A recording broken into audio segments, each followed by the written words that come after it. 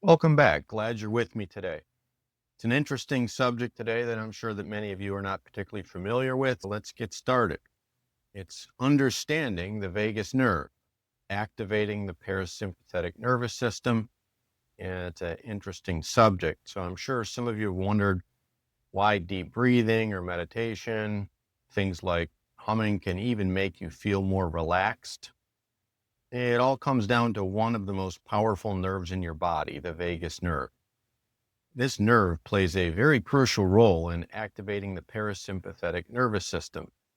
That system helps you rest, recover, digest, restores balance. And in this lesson today, we'll explore the role of the vagus nerve, why it's so important, and how you can activate it for better health and relaxation. So that nerve starts at your brainstem and it travels down up here at the base of your skull, travels down your neck, both sides, and innervates everything from your heart, lungs, down to your diaphragm, your gut, everything. So, what is the vagus nerve? Does that have anything to do with Las Vegas? Answer, no. It's one of your cranial nerves that starts inside your skull, the base of your skull, and innervates different parts of your body. It's also called the wandering nerve because it wanders throughout your head, your neck, and into your major organs and provides significant innervation there to make them do their job. So it's the longest cranial nerve in your body. It starts in your brain and goes all the way down into your inner parts. It connects your major organs, your heart, your lungs, your digestive system together, and it sends them messages, information, and that information actually travels both ways to and from the organs, from your brain to the organs and from the organs back, to let your brain know what's going on the part of your nervous system that's not under your control. Your nervous system has two major components there when we're talking about the autonomic nervous system, the part that works automatically without your cognitive input, your intention, not like muscles and those sorts of things, but your major organs. So why do you keep a blood pressure? Why does your heart beat? All of those breathing, the things that you don't necessarily control, digesting your food, etc. Your brain does that for you, and significant part of that system is the vagus nerve. So we've talked about things like running away from the tiger, etc. You don't have the ability to tell your body, hey, add more blood flow to the muscles. Let's get out of here. Your brain does that through the vagus nerve automatically. That's the autonomic nervous system. And the vagus nerve is really the part that turns that down and keeps you from getting too excited all the time and allows you to do normal bodily functions like rest and digest. Supports your vital functions, regulates your heartbeat, and helps also to stimulate your immune response and helps counteract stress and the responses of stress in your body. So very key player in the rest and digest part of your system. So what is vagal tone and why does it matter? Vagal tone is the ability of that vagus nerve to be in the proper function so that it not just its innervations, the places where it goes, but actually how it works. So it does a number of things that are very important, particularly to calm your nervous system and get the proper functions of that part, the parasympathetic system, to work appropriately. So one of the things it does, it calms your heart. It supports a steady heartbeat, healthy blood pressure levels. It regulates your heart rate, and it supports that part of your system that you can't really interact with. It's important that way. Next thing, it improves your digestion. It stimulates the production of digestive enzymes and enhances your gut function. It helps you digest your food. If you ever had the experience of playing athletics and right before the big game or a game, you're not particularly hungry. Your body knows, hey, I'm going into battle. I'm going to play my sport and I'm not really ready to eat. I won't be able to digest this food. while I'm playing sports. And if you do and eat too much, many times you'll be nauseated because you just don't have the blood flow there to digest that food. It's going to your muscles, it's activated, just that same sort of thing running away from the tiger that we've talked about. Your body needs all of its resources in your muscles elsewhere, not in your gut. Another thing it can do is reduce your stress and anxiety, particularly important for what we're talking about in this course. So it lowers your cortisol level, it induces relaxation, and we're going to use that in this course to benefit you and reduce those symptoms as well as the function of that nerve in those areas so that you can have a better outcome. Next, it enhances mood and mental clarity. It stimulates neurotransmitters like dopamine and serotonin. Those are the feel-good hormones, neurotransmitters. Need those.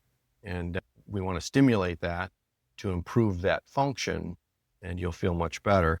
Next, it strengthens your immunity.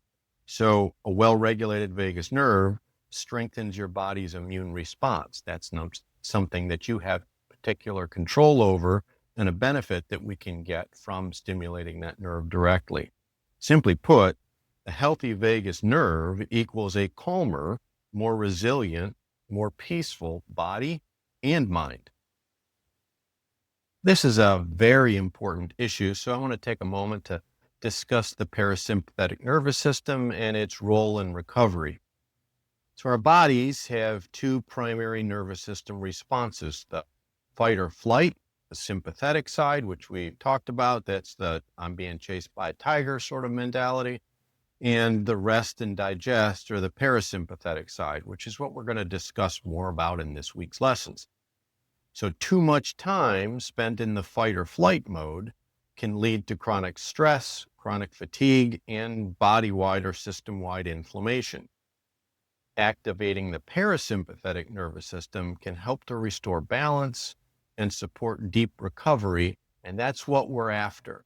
So it's important that we understand the difference between the two, and I'll discuss that a little bit more detail now. So your sympathetic or fight or flight system is your body's emergency response system. That's the one that goes off, warning, warning, there's a problem. You have an increase in your heart rate to run away from the tiger. It raises your blood pressure, same thing. We want to send a lot of our resources to muscles to get away or to fight.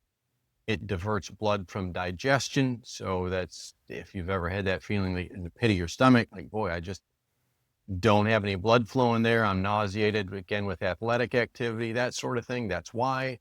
And it also releases your stress hormones, particularly a lot of cortisol and other things to help you get ready for blood clotting and other things that may happen as a result of being in a battle or a fight.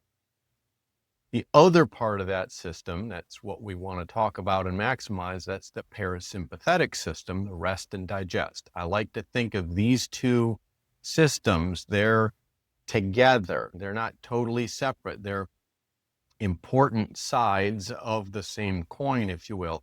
I like to think of them like reins on a horse. So if you want the horse to go in one direction, we'll say turn to the right, you pull on that right rein and it goes in that direction. And it's best, if you want your horse to go straight, not to pull too hard in one particular direction, or that's not going to work out so well. The same thing with this system, it needs to be balanced. And on occasion, you pull in one direction or the other, but not always have one rein pulled tight. That's what happens when your sympathetic system is hyperactive. It's always on. And you're going to be in the wrong direction most of the time because it's pulling too hard and the other side doesn't have a chance. So what does the parasympathetic system, the one we want to maximize and improve upon, what does that do? Well, it helps you rest and digest, the very things that happen when you are calm and peaceful. Your body's recovery and restoration mode, if you will. So it lowers your heart rate and your blood pressure. It promotes a sense of calm and reduces cardiovascular strain. Very important to relax, right? Second thing, it can enhance your digestion. It reduces bloating, improves nutrient absorption, and supports the gut-brain communication. That's the nerves that go from your gut back to your brain to let it know, hey, how are things going down there? That's the only way that it knows how. Very important aspect, significant in clinical function too. It also can enhance your sleep quality. It supports deeper, more restorative sleep because your body's not on high alert. That's the sleeping with one eye open routine, not the greatest to calm your body and give you deep restorative rest. And it also boosts your energy levels because it helps to conserve energy for important daily functions, as well as things like healing. That's why when someone is injured, as loads and loads of my patients I treated in wound care, they've got an injury. Rest is important. Your body needs to take the resources that it has to heal the injury that you've got and not spend them on other things. So activating the parasympathetic nervous system, it isn't really difficult. It just takes consistent, intentional practices so that we can maximize its function. Well, hey, that sounds great. So how do we do that? How do we activate this nerve? Doesn't it do it on its own? Well, there are a number of things that we can do, again, to push the system in that direction. If I'm always yanking on the rein of the horse, pulling it in one direction, there are things we can do to reduce that tension and pull harder in the other direction to bring you back to balance. So let's talk about how to activate the vagus nerve and go over some simple ways to do that to promote better health and better relaxation. First, we'll discuss deep breathing exercises. They're slow diaphragmatic breathing, which we'll talk about in a subsequent lesson. Just if you want to try to start it today, inhale for 4 seconds and exhale for 6 to 8 seconds. I like the inhale to be through your nose and the exhale to be through your mouth. It's intentionally slowing down your breathing. Second, cold exposure. This can come from cold water immersion baths if you've got the guts to try that, or just as simple as splashing cold water on your face and your neck. Pour an ice pack, a cold pack, on your neck as well. And the vagus nerve, as it travels down your neck, is on the outside of your neck. So put your finger right behind your ear and it goes straight down, and that's where that vagus nerve travels. So not on the front of your neck or the back, just right down the side directly below your ear. And try an ice pack there or cold water there. Another would be humming or singing. It's the vibration of your vocal cords that stimulate the nerve. And that's that old whistle while you work. When was the last time you saw someone who was humming that was depressed? It improves that stimulation of that nerve, and that can be helpful as well. Another option would be mindfulness and meditation. So it helps your body shift into the parasympathetic mode, reducing stress. It's that giving your body a chance to relax and calm. Just 5 minutes. It will shift you into that parasympathetic mode. Tells your body it's okay to calm down right now. So another would be some gentle movement, light exercise, stretching. They encourage relaxation. It can help in that fashion. Not aggressive exercise though, but just the light stuff. Another would be gut health support. Helps with connection to that brain-gut axis, something that we can't do intentionally, but it supports vagus nerve function. It includes probiotics, a healthy diet, things that we've already discussed, and support your gut health. If your gut health is out of balance, that will lead to things like constipation or diarrhea, etc. And we want to calm that down and stop that signal goes back to your brain and says high alert. And we've got things. There's sorts of things we can discuss privately, like dysbiosis or excessive bacteria in your gut, your GI tract.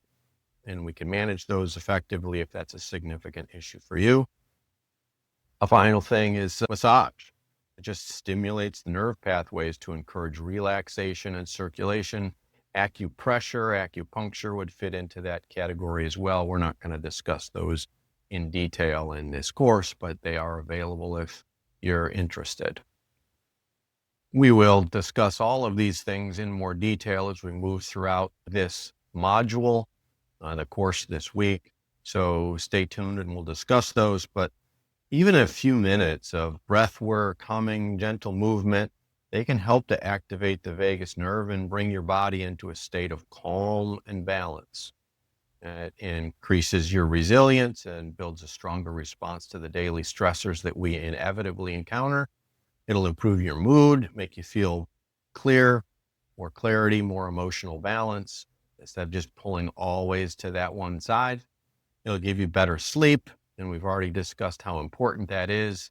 More restorative rest lets your body recover and helps you be restored.